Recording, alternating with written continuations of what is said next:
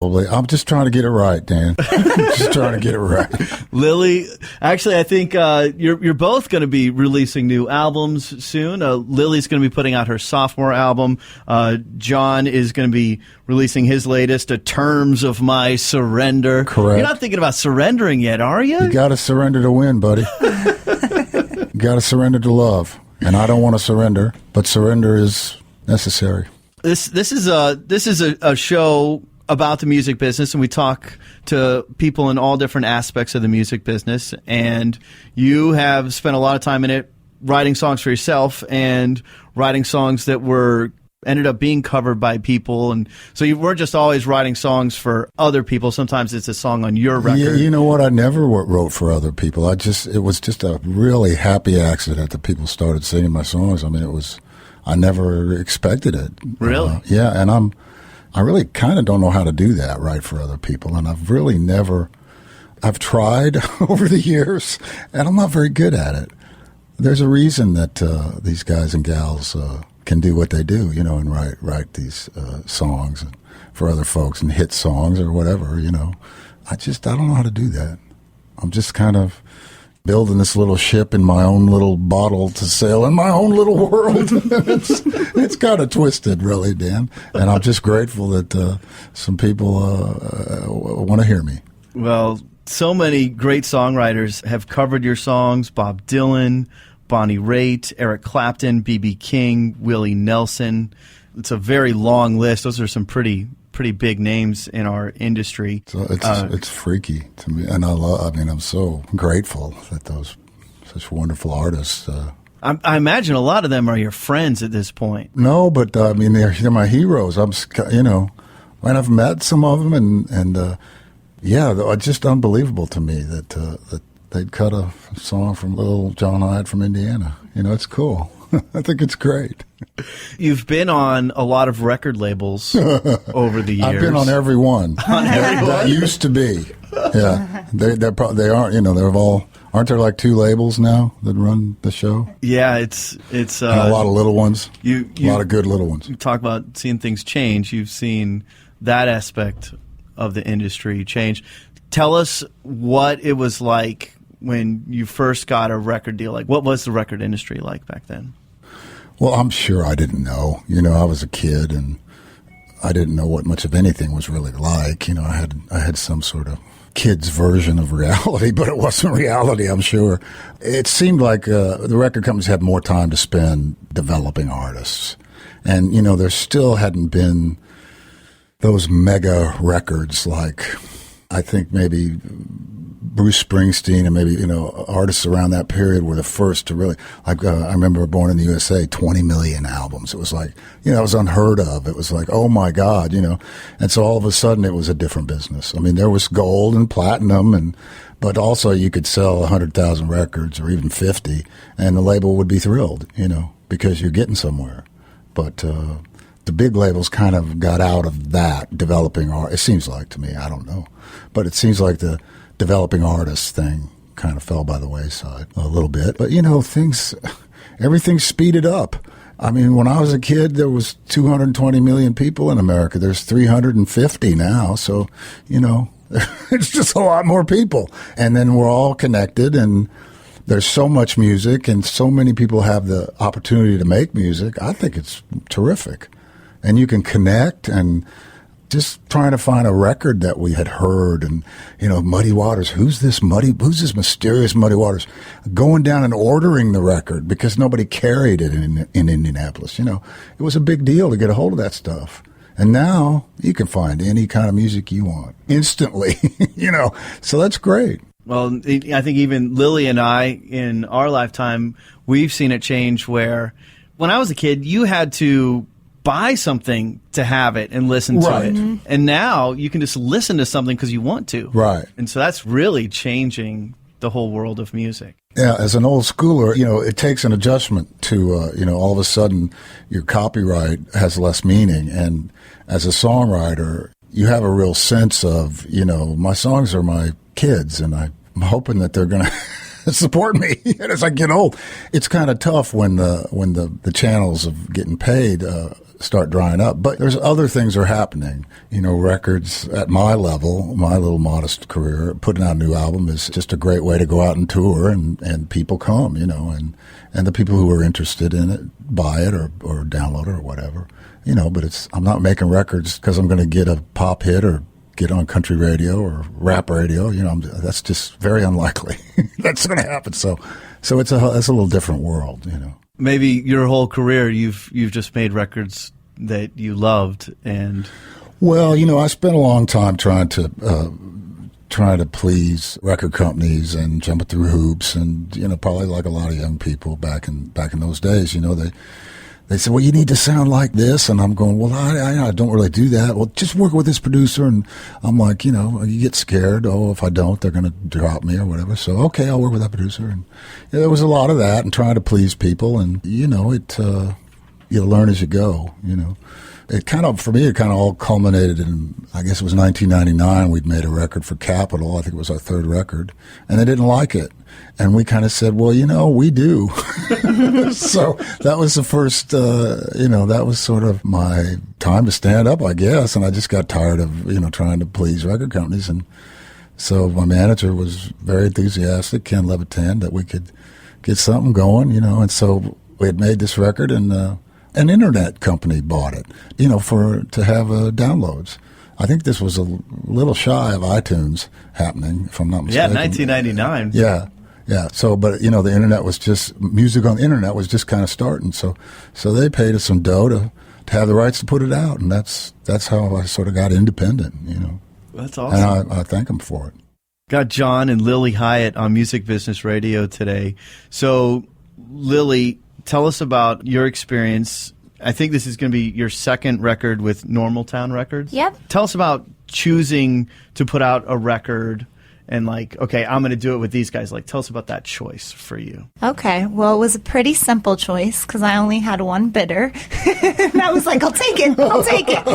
But no, I knew that's an imprint label of New West Records. And I knew those people, and I knew they were great people. So I'd kind of been wanting their attention for a while. So I made my first album, out of my pocket, and then pitched it out, and I got an email from them like, hey, we'd like to formally pursue your record, and it took about a year and a half, but I love being a part of that label. It's a really cool independent label. They're all about new artist development. They're really laid back. They're music fans. There's a family aspect to it, and I trust them. So any idea I've had, it's great. They're very behind it. I can, making the second album, I was like, I think I'm going to do this. They're like, sounds good. And I changed my mind. Actually, I think I'm going to do this. And they're like, cool, we got you. And I'm like, are you kidding me? Really? All right. So I like them, and I like being a part of something brand new like that because we both have the ability to help one another. They have this new label. I want to make it look good. I want Normal Town to be cool. I want to do my best for them, and vice versa. They're helping me out. So I like that we get to collaborate with each other. Well, it's good to know that there are still labels out there that are wanting to work with developing artists. And more and more, it's that's what's happening that's so cool is all these small labels, and there's so many acts, so many artists, so many singers and songwriters that are fantastic. These young people are doing such a great work, and they're everywhere. And it's their music needs to be heard, and that's what's starting to happen. Is these labels are like, what? This is about music. It's not about anything else. If we can make a little dough, great. First things first. Let's make some music and see where we go. And that's kind of back in its rightful place. Music always wins out in the end. You can't kill the music with business and weird, wacky stuff or whatever. Music stands up to pretty much anything. We love music. See? I love music. See? Me too. Love it. It's awesome. It is such an important part of our lives. Speaking of music, let's listen to some music on the show today. Are we allowed to listen to anything from your record you just finished? Or? Oh, I wish. I so wish, but I'm just getting mixes right now, so I don't think I'm allowed to play them yet. Okay. Let me tell you, it's really great. Really? Yeah, Thanks, she played Dad. me some roughs the other day, and it's it's like 2 or 3 steps forward from last record, and which was a great record. But this record's really, really good. She worked with a young guy named Adam Landry, and the collaboration is just fantastic. She's got a great group of players who believe in what she's doing, and she believes in them, and it's just, you hear it. I mean, it's just really good. Thank and you. I know I'm like, biased, well, but I do think it's really good. So soon I will have something for y'all. So, do you want to play something from your first record then? Sure, or whatever you guys would like to do, or I can play something from my guitar, anything.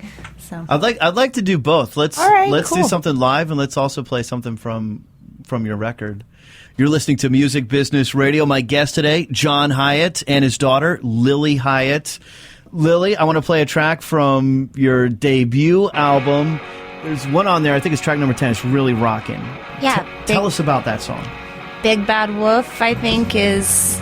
Everyone always giggles when I say wolf. I say it weird. Woof, wolf, woof, woof. Big Bad Wolf. But yeah, I was really pissed off one night and wrote this song. So that's how it happens. Oh, inspiration. Nice. All right, this is Lilly Hiatt on Music Business Radio. Well, something left loose in that little girl when you told her something that had really hurt her before. Now you're in your room with your pistol packed. Oh, the funny things we'll do to get our woman back.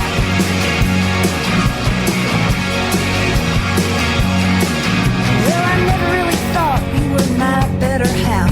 More just something fiery nipping at my calf. At first I was a host of perfect Southern belle. Now every single part of that is shot to hell. You think that you can cry wolf? You think you can? You think you can? You know what stirs me up? You like to count on that. Well, count me out.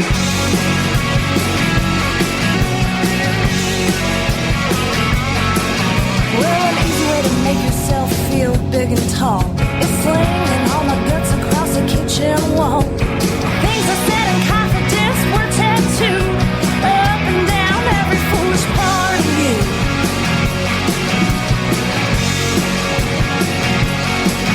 Well, I never met a man with such a taste for spite. Who knows it's right but continues to take a bite. And all this time you're thinking I would be your coat. Well, you really shouldn't piss on what you love the most. You think that you can cry wolf? You think you can? You think you can? You know what stirs me up? You like to count on that. Well, count me out.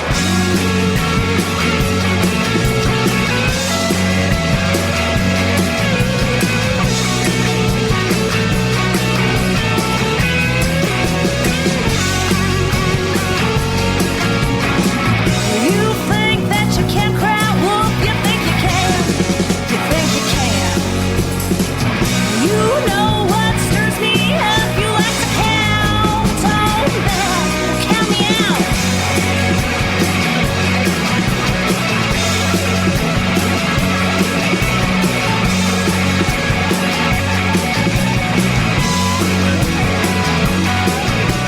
That's Lilly Hiatt on Music Business Radio. Big Bad Wolf from her debut album, Let Down. When we return, more with Lilly and John Hiatt on Music Business Radio.